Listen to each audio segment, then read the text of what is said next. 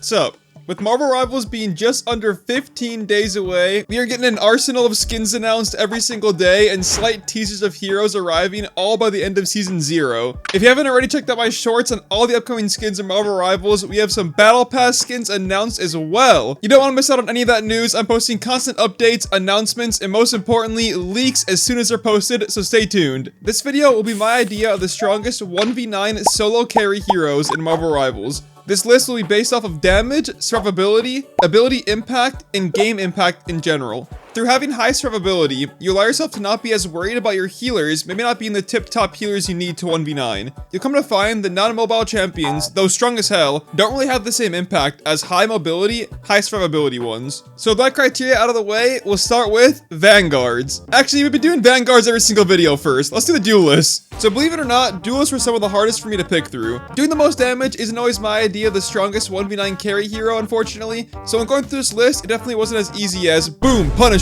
Though his damage is high, I feel like a good Punisher needs Rocket Raccoon to go full 1v9 beast mode. That's where my list kinda got crusty. To start though, we have Spider-Man. I feel like Scarlet Witch was the only one that could lock Spider-Man down and handle him in the entire game. But without her, Spider-Man was able to cause so much chaos in the backline every single game. Even if Mantis Sleep would land on him, the fact that all he has to do is land one web blast to essentially start his one-shot combo made it incredibly hard for strategists to focus on their front line. And it wasn't easy at all for any Vanguard to handle him. Unlike heroes like Black Panther or Magic, Thor and Hulk can handle them especially well because they don't have the vertical side of their movement, and it's just not as fast as Spidey's webs. Yeah, Panther's dash is pretty fast, and Magic can teleport around, but the dashes and teleports are way more coordinated than, say, Spider-Man's swing. So not only for his survivability and his one-shot combo being a huge factor, but his ultimate is incredibly game-changing as well. It's no Storm ultimate, but with how quickly and easily you can get in the backline of any enemy team, you're pretty much guaranteed to always open up and kill whoever you're aiming for. It's incredibly good initiation, it's incredibly good follow-up, and you can easily wipe an entire team fight. Spidey by far takes the cake if you're playing solo and you need a duelist to 1v9 carry, especially if you can become necro smooth with your movement and your combos, you'll see the results instantly. My number 2 choice is Hela, and going into this, it shouldn't be pretty surprising for anyone who is playing in the alpha or the beta. Hela's power was incredible throughout every test of Marvel Rivals so far. Though she was definitely shut down a lot more from heroes like Venom during the beta, Hela's damage was still taking over high-low games immensely. It's absolutely ruthless, and the amount of escape she has in her kit, not only with her small crow fly escape,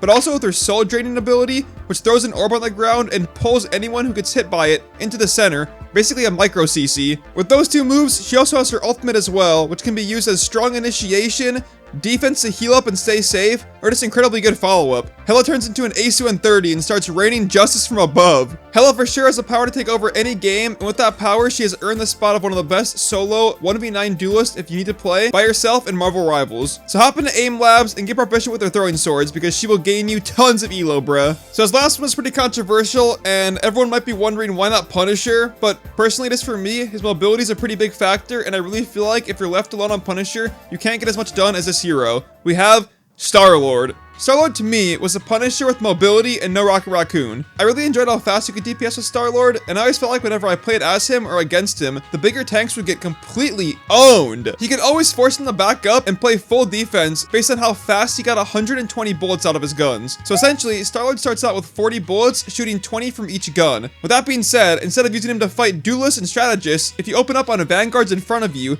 the amount of space you can create alone allows you and your Vanguards to now be the aggressive ones. And not only that, you're rocking up your ultimate extremely fast by just laying out tons of damage. His ultimate is still pretty ridiculous. That'll either give you a free kill or burn their ultimate, so it's just you'll always get some out of it. By far, for sure, if Punisher's played around, he can do his job way better. He's a ridiculously strong hit scan character who hits across the map and has a way stronger ultimate for clearing a team fight. But I feel like survivability in solo queue is the biggest thing, and the aspect of him being able to fly away with his dashes and his dodge moves turns him into a way better solo Marvel Rivals carry. These 3 heroes are all extremely diverse in their playstyles, and that's what makes them so interesting to 1v9. It's your world, and they just live in it, bro. Go do it up. Get that elo. Next, we're moving into the Vanguards. Starting off with the boss in charge, it's not a big surprise to see Venom on the list of the #1 best solo carry Vanguard in pretty much the entire game. Venom's name has come up quite a few times in a few of my videos, and it's clear in my last video, the most overpowered abilities in Marvel Rivals, not putting his full HP shield up there was pretty surprising to most. And with that ability alone, I'm willing to eat my words fully and agree that Venom has one of the best abilities objectively in the entire game. With that addressed, I can now go into Venom's strengths alone in solo queue specifically. specifically. Every single one of his abilities grants him a form of strong survivability with his shield from low HP, a permanent shield from his ultimate, or his extremely quick swing, slam, and the ability to sprint up walls.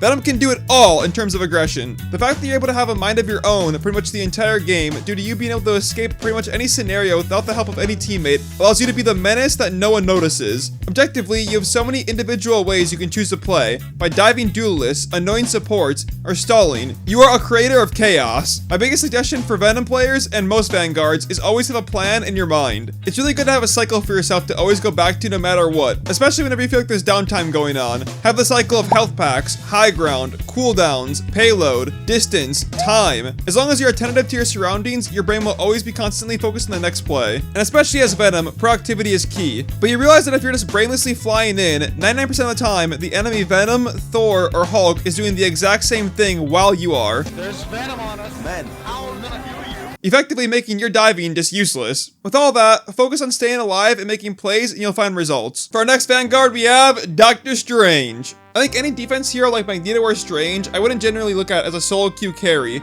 But with Strange, your portal and ultimate allows you to be that diving force the tank defensive side in him needs to actually be able to carry games through playmaking instead of just playing straight defense. At the end of the day, you can't have both tanks playing in the diving side unless you're playing like a fastball comp. And with that comes your addition to being a well-rounded frontline tank, while also keeping your brain on constantly by moving around with defensive plays like blocking flying hero ultimates or bursting duelists who split up for one-shot engages. Especially from the power of your Maelstrom of Madness, it can catch a lot of duelists off guard with the amount of burst that comes from it. And because of that damage, without needing the team-up bonus like Magneto does, it allows Strange to be that riveting force and defense the team wouldn't normally have if you had any other Vanguard. I strongly do think the diving, aggressive heroes are always going to be looked at as the best solo 1v9 heroes because you won't allow yourself to play around the team as much, but you're not always going to be on your main hero, let alone your main role. So allowing yourself to have a different playstyle works immensely in your favor, and again, you're not subjecting yourself to strict defense with Strange.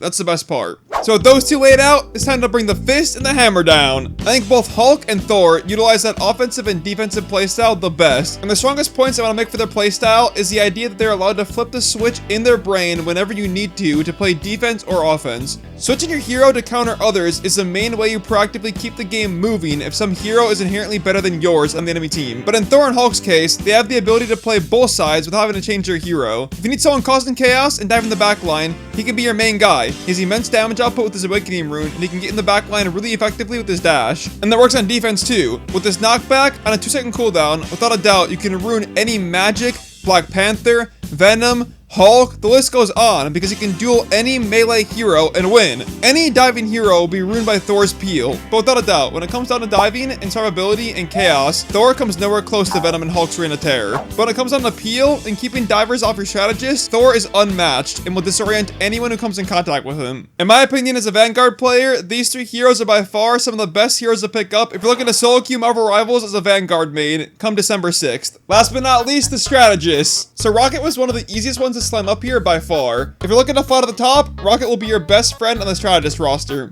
Not only does Rocket have some of the best mobility on a support, flying around with his jetpack and climbing up buildings, plus your revive generates armor for your team, and your team up is one of the best abilities in the entire game. I feel like you could really tell an experienced Rocket from a new Rocket with how they're bouncing their heals off specifically. With that being said, I feel like people should not be dismayed from playing him. He's one of the most fun strategists to play, and you have a blast just dipping and dodging Black Panthers, Thors, and Venoms all diving on top of you. It felt so worthless to waste my time trying to kill him because it took so much time and he'd still be healing the entire time while I was doing so. The best advice I'd give for Rocket Raccoon though would be learning how to utilize your healing orbs on every single map and making sure your revive's always down but hidden especially. Now we go on to the last two. It's kind of anticlimactic, but I mean these heroes are pretty similar, so it's kind of hard to put them not on the same list. Yes, their abilities are different, but the way they escape situations, they position, the importance of their ultimates, and their power in general is pretty much the same. Mantis and Luna Snow, in my opinion, are going to be the better of the two from Loki and Adam Warlock because of how important their ultimates are for saving lives. You can say me using their ultimates as the #1 reason why they should be played in solo queue is a big cop-out, but I mean, the answer is, it really is. You have randoms that you have to save constantly if they're trolling. Yes, it's a band-aid, but you're playing solo queue. Why would you not want the best band-aid fix for any scenario on your team? Obviously, if you're in a 5-man and voice comms, Adam Warlock is going to take this cake any day. His revives, without a doubt, exceed any healing ability you have from these two. You can literally bait an entire team fight out by saying, yo team, go in, and he hides behind a wall and coordinates a 5-man revive, so they waste their move moves trying to kill you, and you can just revive them all while burning all their moves and getting kills. I would take a big revive over any healing ability any day. Revives are broken. But you won't have those comms. It just won't happen. You're gonna have 2 guys on Discord, 1 guy on the Connect, and 2 guys micless. It will never be a 5-man coordinated play. But what can happen though is a random player is trolling, an ultimate goes off, and you can save him by using your Luna Snow or Mantis ultimate by running up and just saving them.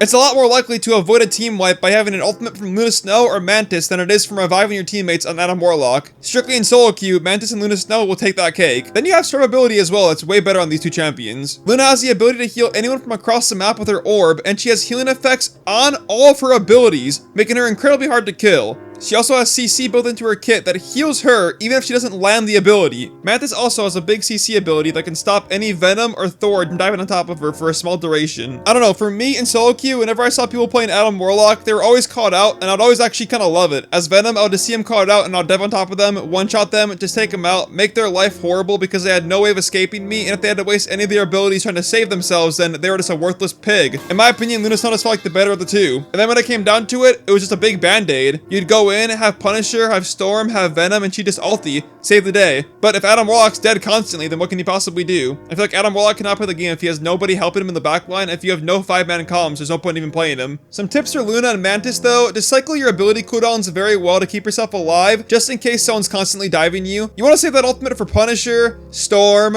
Starlord, Strange, any big ultimate in general. You don't want to have to use it for some random Venom diving on top of you. But yeah, with those 3 heroes, I strongly believe you have the most success holding it down for your team in a solo queue scenario. With that all being said, I hope you guys enjoyed this video. The top 3 champions in each role to play to get some big elo when the game first comes out. Let me know what you guys think in terms of skill, ability use. Are these champions the best and the easiest to play to rank up when rank does indeed start? Obviously, with the addition of Hawkeye, Psylocke, and Moon Knight, this list might just be completely asinine. Those 3 champions could potentially just take over completely in 1v9. As of right now, I strongly believe these 3 champions will be your best success for climbing and ranked when the game first does come out. As long as you're having fun playing solo queue, that's all that matters. So just have fun with it and enjoy solo queue, boys. Good luck.